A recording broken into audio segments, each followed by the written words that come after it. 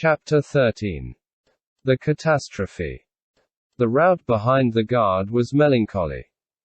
The army yielded suddenly on all sides at once: Hougomont, Le Haye-Saint, Papelotte, Planchenoir. The cry, treachery, was followed by a cry of, save yourselves who can. An army which is disbanding is like a thaw. All yields, splits, cracks, floats, rolls, falls, jostles, hastens, is precipitated. The disintegration is unprecedented. Ney borrows a horse, leaps upon it, and without hat, cravat, or sword, places himself across the Brussels road, stopping both English and French.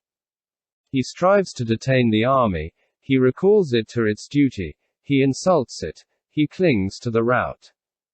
He is overwhelmed. The soldiers fly from him, shouting, "Long live Marshal Ney!" Two of Durrett's regiments go and come in affright as though tossed back and forth between the swords of the Uhlans and the fusillade of the brigades of Kempt, Best, Pack, and Ryland. The worst of hand-to-hand conflicts is the defeat. Friends kill each other in order to escape. Squadrons and battalions break and disperse against each other, like the tremendous foam of battle. Lobau at one extremity, and Ray at the other, are drawn into the tide. In vain does Napoleon erect walls from what is left to him of his guard. In vain does he expend in a last effort his last serviceable squadrons. Kieut retreats before Vivian, Kellerman before Vandeleur, Lobau before Bülow, Morand before Perche, Domon and Subervic before Prince William of Prussia. Guillaume, who led the Emperor's squadrons to the charge, falls beneath the feet of the English dragoons. Napoleon gallops past the line of fugitives, harangues, urges, threatens, entreats them.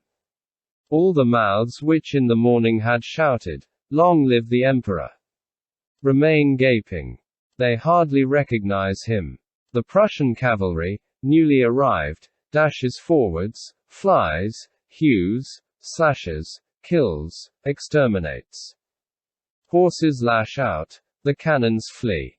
The soldiers of the artillery train unharness the caissons and use the horses to make their escape. Transports overturned, with all four wheels in the air, clog the road and occasion massacres.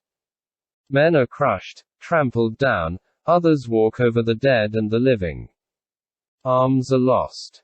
A dizzy multitude fills the roads, the paths, the bridges, the plains, the hills, the valleys, the woods, encumbered by this invasion of 40,000 men. Shouts despair, knapsacks and guns flung among the rye, passages forced at the point of the sword, no more comrades, no more officers, no more generals, an inexpressible terror. Zieten putting France to the sword at its leisure. Lions converted into goats. Such was the flight.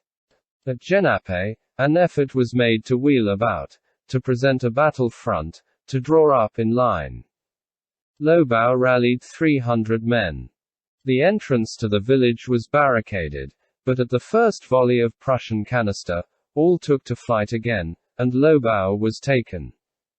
That volley of grape shot can be seen today imprinted on the ancient gable of a brick building on the right of the road at a few minutes' distance before you enter Genappe.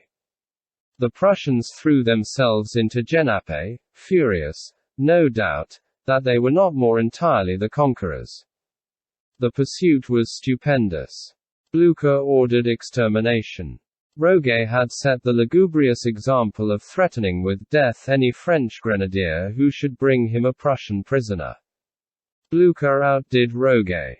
Duhesme, the general of the Young Guard, hemmed in at the doorway of an inn at Genappe, surrendered his sword to a hussar of death, who took the sword and slew the prisoner.